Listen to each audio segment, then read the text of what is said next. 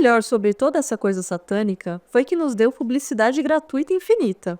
As pessoas não se cansavam disso. Durante os primeiros dias depois do lançamento, Black Sabbath vendeu 5.000 cópias e no final do ano estava a caminho de vender 1 milhão no mundo todo. Nenhum de nós podia acreditar. Nem mesmo Gene Simpson podia acreditar. O pobre cara acabou ficando totalmente louco. Seu escritório ficava em Birmingham, a muitos quilômetros de toda a ação em Londres. E ele tinha outras bandas para cuidar, nenhum funcionário e a Henry's Blues House para administrar. Então não demorou para ficarmos putos com ele. Para começar, não estávamos ganhando nem um centavo. Jim não estava nos roubando. Ele é um dos caras mais honestos que já conheci no meio musical. Mas a Philips demorava uma eternidade para pagar nossos royalties, e Jim não era o tipo de cara que conseguia ir até eles e encher o saco para que pagassem. Aí havia a questão dos Estados Unidos. Queríamos ir imediatamente, mas precisávamos fazer direito, o que significava ir com calma com aquela coisa satânica, porque não queríamos que nos confundissem com fãs da família Manson. Seríamos pendurados pelas bolas se cruzássemos o caminho desses caras. Não demorou para todos os tubarões em Londres perceberem que havia sangue na água. Assim, um a um, eles começaram a nos rodear. Olhavam para nós e viam uma porra de um leão com um cifrão. Nosso primeiro disco não podia ter custado mais do que 500 libras, então as margens de lucro eram astronômicas. A primeira ligação que recebemos foi de Don Arden. Não sabíamos muita coisa sobre ele, além de seu apelido, Mr. Big. Aí ouvimos histórias sobre como ele pendurava a gente da janela do quarto andar de seu escritório em Carnaby Street. Apagava charutos na testa dos outros e exigia que todos os seus contratos fossem pagos em dinheiro e entregues dentro de envelopes de papel pardo, pessoalmente. Então estávamos cagando nas calças quando fomos até Londres para encontrá-lo pela primeira vez. Quando descemos do trem de Euston Station, havia um Rolls-Royce azul, esperando para nos pegar. Era a primeira vez que eu entrava num desses. Sentei-me no banco traseiro, como o rei da Inglaterra, pensando: 3 anos atrás você removia vômito no matadouro e antes disso estava distribuindo gororoba para molestadores de criança em Winson Green. Agora, veja onde você chegou. Don tinha a reputação de ser o tipo de cara que poderia deixar qualquer um mundialmente famoso, mas também que roubaria muito dinheiro seu enquanto isso. Não é que ele estivesse fazendo algo complexo, financeiro, estilo Bernie Madoff. Ele só não pagava. Simplesmente assim. Era assim: Dom, você me deve 1 milhão de libras, pode me pagar por favor? E ele falava: não, não posso. Fim da conversa. E se você fosse até seu escritório para pedir a grana em pessoa, havia uma boa chance de sair numa ambulância. Mas a coisa conosco era que não precisávamos de ninguém para nos fazer mundialmente famosos. Já estávamos nesse caminho. Mesmo assim, sentamos no escritório de Dom e ouvimos seu discurso. Era um cara baixo, mas forte e com a presença de um Rottweiler bravo. E ele tinha essa incrível voz alta, pegava o telefone para falar com a recepcionista e gritava tão alto que todo o planeta parecia tremer. Quando a reunião acabou, todos ficamos em pé e falamos como tinha sido ótimo conhecê-lo, blá blá blá, mesmo sabendo que não queríamos nada com ele. Aí quando saíamos do escritório, ele nos apresentou a garota que tinha passado metade da reunião falando ao telefone. Essa é Sharon, minha filha, lhe disse. Sharon, acompanhe esses caras até o carro, por favor. Eu sorri para ela, que respondeu com um olhar desconfiado. Provavelmente deve ter pensado que eu era um lunático, parado ali com minha camiseta de pijama, sem sapatos e uma torneira presa a uma corrente ao redor do pescoço. Mas aí, quando Dom voltou para seu escritório e fechou a porta, eu soltei uma piada e ela riu. Eu quase caí no chão. Foi o sorriso mais travesso e lindo que já vi em minha vida. E acompanhado por uma gargalhada, também. Eu me senti tão bem ouvindo seu riso, só queria que ela repetisse esse riso muitas vezes. Até hoje, sinto-me mal com o que aconteceu com Jim Simpson. Acho que ele simplesmente se deu mal com a gente. Acho que é fácil dizer o que ele deveria ou não ter feito, em retrospectiva, mas se tivesse admitido que éramos demais para ele, poderia ter nos vendido para outra empresa de gerenciamento, ou passado nossa administração do dia a dia para uma empresa maior. Mas ele não foi forte o suficiente para fazer isso. e estávamos tão desesperados para ir aos Estados Unidos e fazer sucesso que não tivemos a paciência para esperar que ele resolvesse a situação. No final, foi um cara chamado Patrick Meehan que nos conquistou. Era alguns anos mais velho do que nós e tinha começado a trabalhar com gerenciamento de bandas através de seu pai, que tinha sido dublê num programa de TV chamado Danger Man e trabalhado para Don Arden, primeiro como motorista, depois como ajudante geral, cuidando de caras como Small Face e Animals. Patrick tinha outro ex-capanga de Don Arden trabalhando com ele também, Wilf Pine. Gostava muito de Wilf. Ele parecia um vilão de desenho animado. Baixo, forte, com um pedaço de concreto e com essa cara grande e redonda. Acho que essa rotina de homem duro era um pouco encenada, pra ser honesto. Mas não tinha dúvida de que ele podia machucar alguém seriamente se quisesse. Tinha sido guarda-costas pessoal de Dom por muito tempo, e quando eu o conheci, ele ia sempre à prisão de Brixton para ver os gêmeos Cray, que tinham acabado de ser sentenciados. Era um cara legal, Wilf. Estávamos sempre rindo. Você é louco, sabia disso? Ele me dizia. Patrick não tinha nada a ver com Dom ou Wilf, ou seu pai, nesse sentido. Era um cara magro, de fala tranquila e bonitão. Muito legal, muito direito. Não tinha problemas com as garotas. Usava terno o tempo todo, dirigia um roller, tinha o cabelo comprido, mas não muito. Foi também o primeiro cara que vi usando anéis de diamantes nos dedos. Ele obviamente tinha aprendido muito bem com Don Arden, dirigia seus negócios. Patrick usou todos os truques conhecidos em nós. Andávamos de limusine, champanhe no jantar, presentes o tempo todo e o choque fingido por não sermos multimilionários ainda.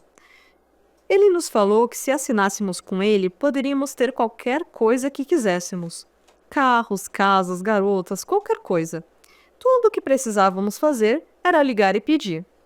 Era tudo um conto de fadas, basicamente, mas queríamos acreditar nele, e havia pelo menos alguma verdade no que ele dizia. A indústria musical é como qualquer outro negócio, sabe? Quando as vendas vão bem, tudo é uma maravilha, mas no segundo em que algo dá errado, são só sangue e processos. Não me lembro exatamente quando ou como deixamos Jim. Nunca chegamos a demiti-lo, apesar de que acho que isso não faz nenhuma diferença.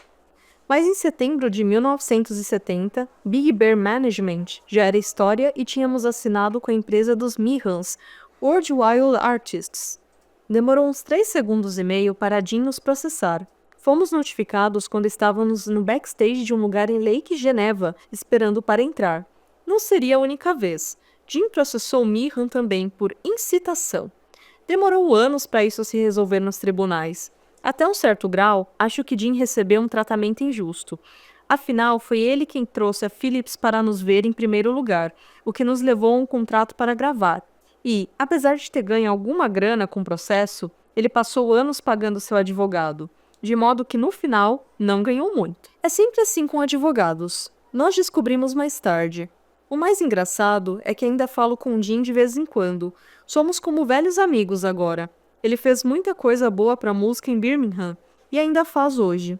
Desejo tudo de bom para ele, realmente. Na época, no entanto, deixar Jim parecia ser a melhor coisa que já tínhamos feito.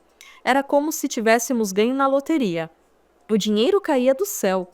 Todo dia eu pensava em algo novo para pedir. Olá, é do escritório de Patrick Meehan? É o Ozzy Osbourne. Gostaria de um desses conversíveis Triumph Herald. Podem me mandar um verde? Obrigada. Clique. Aí, tadã! A porra da coisa aparecia na frente da minha casa na manhã seguinte, com um envelope preso no para-brisa, cheio de papéis para assinar e devolver. Meehan parecia ser realmente bom nas promessas. O que pedíssemos, tínhamos. E não eram só as coisas grandes. Nos dava um salário para gastar com cerveja, cigarros, sapatos de plataforma e casacos de couro. E podíamos ficar em hotéis em vez de dormir na traseira da van de Tony. Enquanto isso, continuávamos a vender mais discos. Num minuto, éramos os últimos da fila de bandas em Birmingham. No seguinte, tínhamos ultrapassado todo mundo. O que não sabíamos era que Meehan estava tomando quase tudo. Até mesmo muitas das coisas que ele nos dava não eram realmente nossas. Nos bastidores estava arrancando nosso sangue. Mas sabe por quê? Pensei muito sobre isso durante anos e acho que não podemos reclamar muito. Saímos de Aston sem nada a perder e tudo a ganhar. E quando tínhamos 20 e poucos anos, já vivíamos como reis. Não tínhamos de carregar nosso equipamento, não tínhamos de fazer nossa própria comida, quase tínhamos alguém para amarrar nossos sapatos e, o mais importante, podíamos pedir qualquer coisa e isso aparecia numa bandeja de prata. Vocês deviam ver a coleção de Lamborghinis de Tony. Até Bill tinha seu próprio Rolls Royce de chofer. Tínhamos feito um acordo. Dividíamos tudo em 4. Víamos assim. Tony fazia os riffs, Geezer as letras, eu colocava as melodias, e Bill fazia a batida louca, e cada parte era tão importante quanto a outra. Então todos deviam ganhar o mesmo. Acho que é por isso que duramos tanto. Para começar, significava nunca precisar discutir quem tinha feito o quê. Aí, se um de nós quisesse mudar algo, como se Bill quisesse cantar, ou se eu quisesse escrever alguma letra, estava tudo bem. Ninguém estava sentado ali com uma calculadora somando os royalties que tínhamos ganho ou perdido. Lembre-se de que outra razão pela qual podíamos fazer o que queríamos era porque tínhamos total controle musical. Nenhum imbecil de gravadora tinha criado o Black Sabbath, então nenhum imbecil de gravadora podia mandar em nós. Alguns tentaram, e mandamos eles enfiarem bem fundo. Não são muitas as bandas que podem fazer isso hoje em dia. Uma coisa de que me arrependo é não ter dado mais dinheiro para meus pais. Afinal, se não fosse por meu velho pegar um empréstimo para comprar o sistema de PA, eu nunca teria tido uma chance. Na verdade, eu provavelmente teria voltado a roubar. Talvez ainda estivesse na prisão hoje em dia. Mas eu não pensava neles. Era jovem, estava drogado a maior parte do tempo, e meu ego já estava começando a dominar o mundo. Além disso, poderia ser rico, mas nunca tinha muito dinheiro. Tudo o que eu fazia era ligar para o escritório de Patrick Meehan e fazer meus pedidos, o que era diferente de ter meu próprio dinheiro para gastar. Na verdade, a única vez que tive dinheiro de verdade foi quando percebi que poderia vender as coisas que a empresa me dava, o que fiz uma vez com o Rolls Royce. Os outros logo aprenderam o mesmo truque. Mas como eu podia explicar isso para meus pais, quando eles me viam andando por aí como um milionário? Não é que eu não tenha dado nada para eles, mas sei agora que nunca dei o suficiente. Dava para sentir no ar sempre que entrava pela porta em Lodge Road 14. Eu perguntava para minha mãe, o que foi? E ela respondia, nada.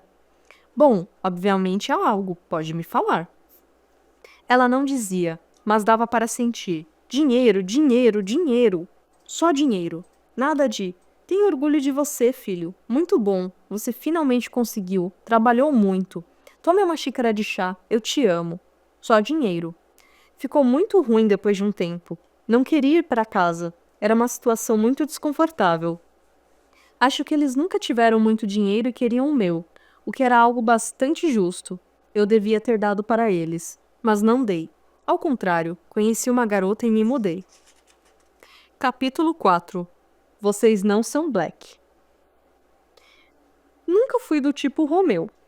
Mesmo depois de que nosso álbum ganhou um disco de ouro, nunca consegui as garotas mais bonitas. O Black Sabbath era uma banda para os caras. Jogavam garrafas e bitucas de cigarro na gente, não sutiãs. Costumávamos brincar que as únicas grupos que vinham aos nossos shows eram as 2 sacos. Era preciso colocar uns 2 sacos na cabeça delas antes de poder transar. Um não era o suficiente. E, na maioria das vezes, eu nem conseguia 2 sacos, para ser honesto. As garotas que queriam transar comigo no final da noite eram geralmente 3 ou 4 sacos. Uma noite em Newcastle, acho que peguei 5 sacos. Foi uma noite difícil, pode-se dizer. Muito gin no meio, se me lembro corretamente. Mas nada disso me impediu de tentar transar. Um dos lugares onde eu costumava ir para conseguir uma garota era o Run Runner, na Broad Street, em Birmingham, onde trabalhava um velho amigo de Tony. Era um lugar famoso, o Run Runner. Anos depois, o Duran Duran seria a banda residente lá, então era ótimo ter alguém dentro que pudesse nos deixar entrar sem problemas. Uma noite, logo depois de termos assinado o contrato de gravação, fui até o Run Runner com Tony. Foi antes de termos conhecido Patrick Meehan, portanto, ainda éramos pobres. Fomos até lá no carro de segunda mão de Tony, que era um Ford Cortina, acho. Era uma porcaria de qualquer forma. Albert nos cumprimentou na porta, como sempre.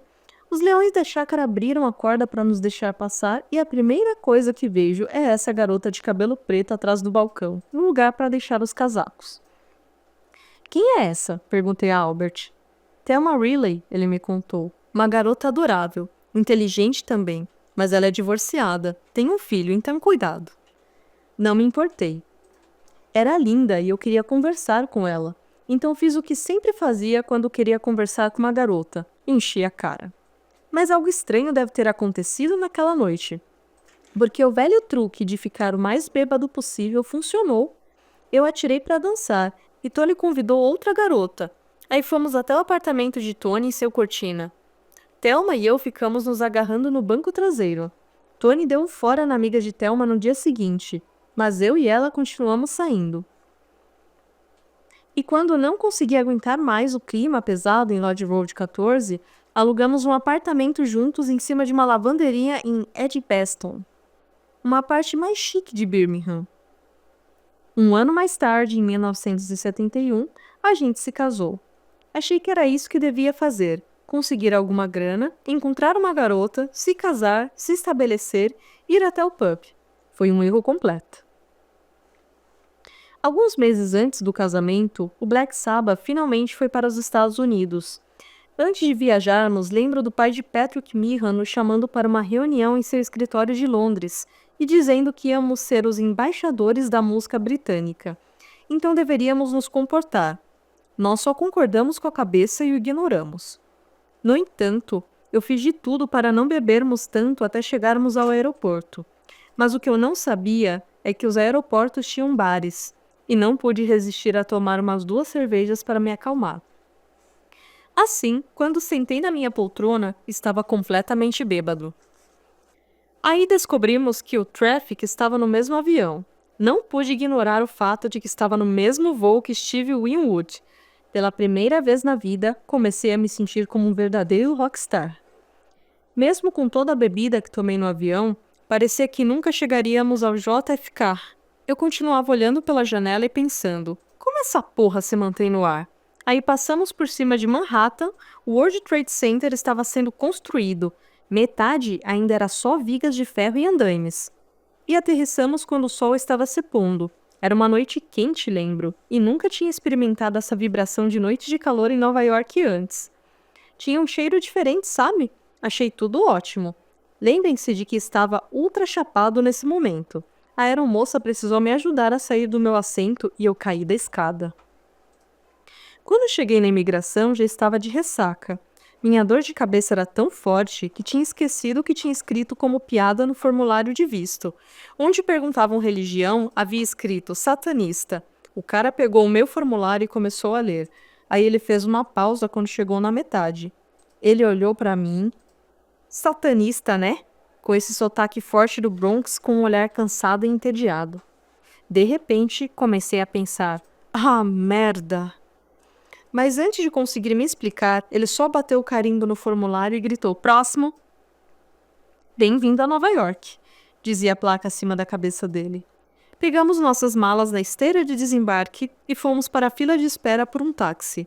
Vai saber o que todos os executivos com seus ternos, gravatas e maletas estavam pensando. Parados perto desse cabeludo, sujo e bêbado, usando uma torneira no pescoço e jeans fedidos com um símbolo de paz e amor numa perna, e a frase, viva os Panteras Negras, em um punho negro na outra. Enquanto esperávamos, chegou um imenso carro amarelo, devia ter umas 19 ou 20 portas. Eu sabia que os carros aqui eram grandes, falei, mas não tão grandes. É uma limusine, seu idiota, disse Tony. Antes de sairmos da Inglaterra, já tínhamos gravado nosso segundo disco. Tínhamos finalizado só 5 meses depois do lançamento do primeiro. Algo inacreditável quando consideramos como os discos hoje demoram para ser feitos.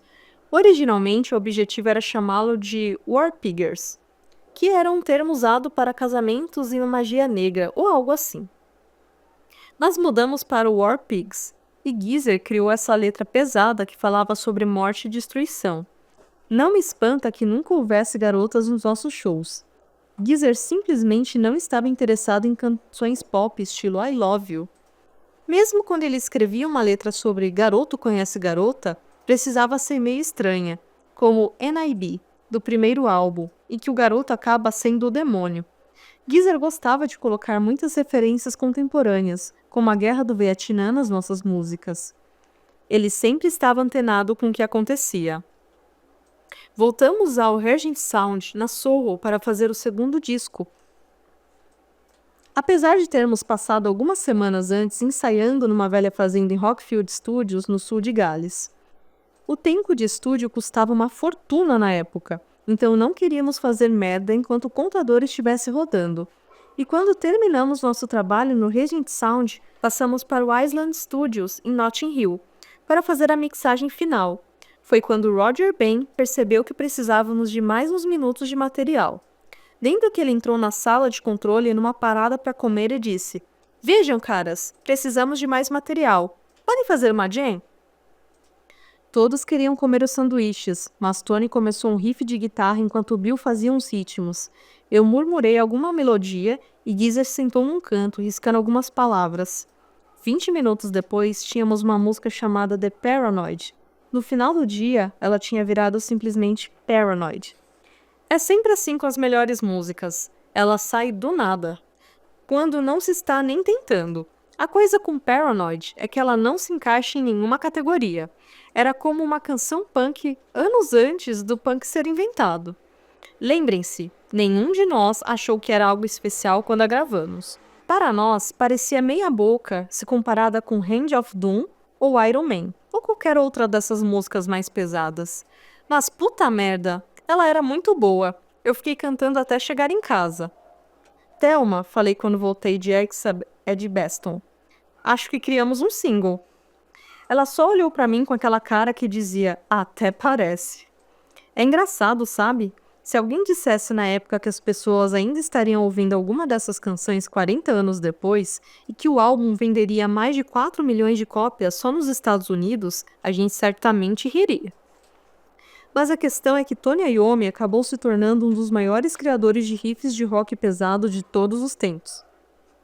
Sempre que entrávamos no estúdio, nós o desafiávamos a fazer um riff melhor do que o anterior. Ele acabava com algo como Iron Man e deixava todo mundo louco. Mas Paranoid era algo além. 2 segundos depois de os caras de terno na Vertigo ouvirem a música, o nome do álbum se tornou Paranoid. Não porque achassem que o War Pigs pudesse deixar os norte-americanos bravos por causa do Vietnã. Pelo menos até onde eu saiba. Não, eles ficaram completamente doidos com a nossa pequena música pop de 3 minutos. Porque acharam que ela podia até tocar nas rádios, e bandas como a nossa nunca tocavam nas rádios. E fazia muito sentido dar ao disco o mesmo título do single, para facilitar a venda nas lojas. Os caras de terno estavam certos. Paranoid foi direto para o número 4 entre os singles britânicos e nos levou ao Top of Pops, junto com Cliff Richard. O único problema era a capa do álbum, que tinha sido feita antes da mudança do nome, e agora não fazia nenhum sentido. O que 4 caras cor-de-rosa segurando escudos e espadas tinham a ver com paranoia? Eram cor-de-rosa porque essa era supostamente a cor dos porcos de guerra. Mas sem War Pigs escrito na frente, eles só pareciam esgrimistas gays. Eles não são esgrimistas gays, Ozzy, disse Bill. São esgrimistas gays paranoicos. Top of the Pops era provavelmente a coisa mais importante que eu já tinha feito na minha vida, naquele ponto. Toda semana, quando eu era jovem em Aston, a família Osborne se juntava ao redor da TV para assistir ao show. Até minha mãe adorava. Assim, quando meus pais ficaram sabendo que eu ia aparecer, ficaram espantados.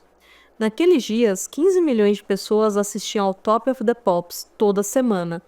E a Pants People ainda estava fazendo aquelas danças hips entre os números. Era legal pra cacete. Lembro de ter ficado realmente impressionado com Cliff Richard, porque ele tocou ao vivo com uma orquestra completa. Não tiramos nenhum sarro dele ou algo assim. Afinal, não fazia muito tempo que eu cantava Living Doll na frente dos meus pais. Acho que a música que ele fez foi I Ain't Got Time Anymore. Há anos não vejo essa fita. Talvez tenha sido apagada para poder ser reutilizada, o que não era uma política da BBC na época. Vou dizer uma coisa, no entanto. Não me espantaria descobrir que Cliff parecia mais velho naquele Top of the Pops de 1970 do que agora. Ele parece envelhecer ao contrário. Sempre que o encontro, ele aparenta ter remoçado alguns anos. Quando foi nossa vez de ir, todo o meu corpo ficou paralisado de medo. Os outros 3 não precisavam tocar nenhuma nota. Só tinham de fingir que estavam tocando ao mesmo tempo que a música. Mas eu tinha de cantar ao vivo. Era a minha primeira vez na televisão e estava me cagando de medo, como nunca antes. Terror total. Minha boca estava tão seca que parecia ter uma bola de algodão lá dentro. Mas eu consegui. Minha mãe e meu pai nos viram em casa. Foi o que meus irmãos me contaram alguns dias depois. Se ficaram orgulhosos, nunca disseram nada, mas gosto de pensar que sim. Aquela música mudou tudo para nós. E eu adorava tocá-la. Por 1 ou 2 semanas, até tínhamos umas garotas gritando nos nossos shows e jogando suas calcinhas em nós. Uma boa mudança, apesar de que ficamos um pouco preocupados, já que não queríamos deixar nossos verdadeiros fãs bravos. Logo depois do Top of the Pops, fizemos um show em Paris e no final uma linda garota francesa ficou me esperando. E me levou para seu apartamento, e a gente trepou a noite toda. Não entendi uma palavra do que ela disse a noite toda. Que, às vezes, é a melhor coisa nas transas de uma noite só. Eu achei que os Estados Unidos eram uma maravilha. A pizza, por exemplo. Durante anos eu tinha pensado, gostaria que alguém inventasse um novo tipo de comida. Na Inglaterra era sempre ovo e batata, salsicha e batata, torta e batata. Qualquer coisa e batata. Depois de um tempo, fica muito chato, sabe? Mas não dava para pedir um queijo parmesão e salada em Birmingham no começo dos anos 70. Se não saísse de uma frigideira, ninguém sabia que merda era aquilo. Mas aí, em Nova York, eu descobri a pizza. Fiquei doido. Eu comprava 10 ou 20 pedaços por dia. Aí, quando eu descobri que era possível comprar uma pizza grande inteira só para mim, comecei a pedir onde quer que fosse. Não vi a hora de voltar para casa e contar a todos os meus amigos. Há uma coisa nova incrível. É norte-americana e se chama pizza. É tipo pão, mas é melhor do que qualquer pão que você já provou na sua vida. Eu até tentei recriar uma pizza de Nova York para a Thelma uma vez. Peguei uma grana, aí juntei todas as latas de feijão, sardinha, azeitona e outras merdas, juntei tudo. Devo ter gastado umas 15 libras em comida, mas depois de 10 minutos aquilo saiu pingando do forno. Era como se alguém tivesse passado mal ali dentro. Thelma só olhou para aquilo e disse: "Acho que não gosto de pizza, John." Ela nunca me chamou de Ozzy, minha primeira esposa. Nenhuma vez em todos os anos que estive com ela. Outra coisa incrível que descobri nos Estados Unidos foi o Harvey Wallbanger, um coquetel feito de vodka, galiano e suco de laranja. Essa mistura te deixava louco. Eu bebi tantos Wallbangers que não consigo nem sentir o cheiro agora. Uma fungada e vomito no ato.